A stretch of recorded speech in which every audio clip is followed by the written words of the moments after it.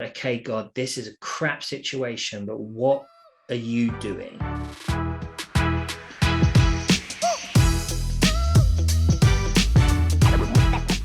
Welcome to the Bible in 1 Year podcast, brought to you by two Brits and aBible. This is day 15. We're going to be covering Genesis 43, 44, and 45. In Genesis 43, Joseph's brothers go back with Benjamin to Egypt, and there is a feast. In Genesis 44, Joseph tests his brothers' characters, and in Genesis 45, Joseph finally reveals himself to his brothers. Hugs all round.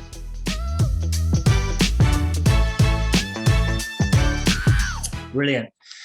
So kind of concluding some of the Joseph story here. And obviously now Joseph pretty much at this stage comes clean, reveals who he is to his brothers. And so some really deep stuff coming out of today, to be honest with you. So hopefully all of you enjoy this one and stay tuned in, because there's a lot of good points to come out of this. What are your thoughts in there for now, Bevan? So I think one of the things that's really interesting is the growth in the brothers. So obviously at the beginning of this story, they've literally sold their own brother into slavery for 20 shekels of silver, right? Or just 20 shekels.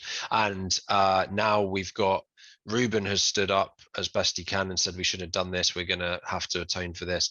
And then Judah saying to Israel, aka Jacob, send the boy along with me, and we will go at once, so that we and you and our children may live and not die. I mean, they're screwed, aren't they? They have to take Benjamin back to Egypt, otherwise they're going to starve. Yeah. But this is just breaking Jacob's heart as well. And then it's just that fact that Judah is stepping up, and that sort of almost, he's like a prototype of some of the things that his that Jesus does later, right? I love that from Genesis 43:8. That was. Yeah, for sure. You know what? So I was really curious about this sort of through reading this. I think well, I don't know. I'm just going to jump into it basically.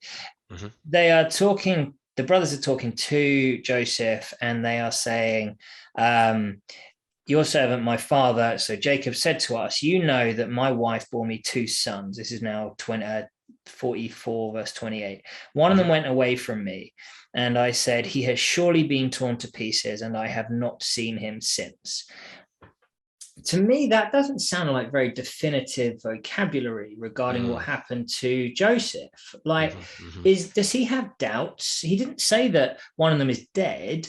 He says, surely he went away. Surely he was torn to pieces, and I haven't seen him since. Does he think somewhere in the recesses of his spirit that Joseph is still alive? Maybe the brothers here and there made these subtle little references or something, but right. Just curious, really. I absolutely think that must be what's happened. What's that? I'm going to say again, it's above our pay grades, but yeah, it is. But I do think that there's grounds for that to be the case, and also I do think it could also be just testament to his faith in God, and he's like, no, my son is still alive out there somewhere. God will have saved him somehow, some way. And yeah, the fact that he is so uncertain, I do think is a very important and great point. Yeah, for sure. I think that all of the emotions in the family are just so heightened here as well. So obviously Jacob's heightened emotions for his sons, the sons' emotions, because they don't realize that a lot of this is a test and so on coming. And then obviously Joseph's emotions, being reconciled with the brothers that betrayed him all that time ago, but the forgiveness he gives them later that we'll talk about. And the Genesis 43:30 here, deeply moved at the sight of Benjamin, Joseph hurried out and looked for a place to weep. And then I think he even talks about how he weeps so loud that all of Egypt, lots of Egypt could hear, and the Pharaoh could hear, and everything. In his household. This is not like a little, a single manly tear. This is sobbing. Yeah, ugly crying, I think. Ugly crying, exactly. Absolutely, man. Yeah, and I think so. Some of this is it says in the previous chapters how he was testing them, saying they're spies, when actually I believe he was just testing their character to see whether they have grown. And he does this thing where he puts his cup in Benjamin's sack, right? Hmm. And he specifies, whatever you want to say, that this is Synonyms. a cup that I use for divination. And obviously, for those of you that aren't aware, divination is effectively fortune telling, which we don't believe is a thing as Christians. So there's nothing that says he definitely did use this cup for divination, whether that was part of his ruse, I'm not sure. But I mean, yeah, it was just kind of a weird little bit. I agree. It might have been a cultural thing to make it more believable for sure, Yeah. but yeah, very odd things. I think it's just so sneaky of him to do this. And it's interesting that it was like 20 shekels that sold him into slavery, and now it's this valuable item Yeah. which is kind of finishing this off as well. It's about money and possessions or whatever. I like that sort of end to this as well. Yeah. I've already mentioned the next bit, so I'll just reiterate very quickly. Egyptians could not eat with Hebrews, for that is detestable to Egyptians. I think I Mhm. mentioned that in yesterday's podcast. So Genesis 43:32 just again shows how amazing it is that Joseph is in this position of power in Mhm. Egypt. Um, and I am going to shut up for a minute and let you talk for a bit. Cool. Yeah, no, that's cool. I've just got a bunch of the songs from Joseph in his Technicolor Dreamcoat rocking around in my head, which I'm not going to sing them because people would stop listening straight away. But if you haven't seen it, go watch it. It's great. So what I wanted to touch on next here is again some of the humility that Joseph is showing, because he reveals himself to his brothers and he's saying, but you know what, it wasn't you, it was God that sent me here, kind of like you were saying, mate, about Joseph starting to forgive them and stuff like that and revealing that. But he's built such relationship with God during the trials that he's been in. He's been in some very incredible situations, but in some massive trials as well. And I know this from my own experience. It is so easy for us to reach out to God during our trials, for us to pray more, for us to worship more, for us to really sort of push into relationship with God. And then as soon as things start to turn around, because, you know, bad things come to an end, as soon as things start to look good and look up, how quickly and how easily we can just sort of start to go back to, you know, life as was, and, you know, well, yeah, I should pray today and all that kind of stuff. It's so easy to do.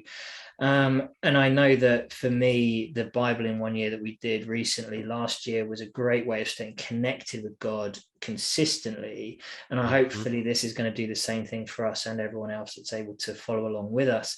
But you know what? The thing is, circumstances don't have to be good in order for God to do good in them.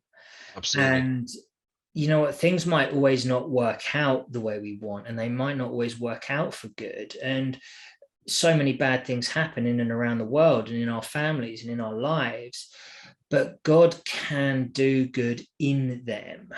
Hmm. It's so easy for us to pray that God takes this away or stops this, but Hmm. actually, I think there's so much that can be done if we just shift our focus a little bit to ask God, okay, God, this is a crap situation, but what are you doing? What Right. good can come of this? What can I do to bring good in this through you? Right. Absolutely. Well, and what you're saying is just a big part of the good news generally, isn't it? It's the fact that it won't be the way that we want all the time. Bad things in the sense of our finite mortal lives may, we might not get ultimate justice here, but we will get ultimate justice in the big picture.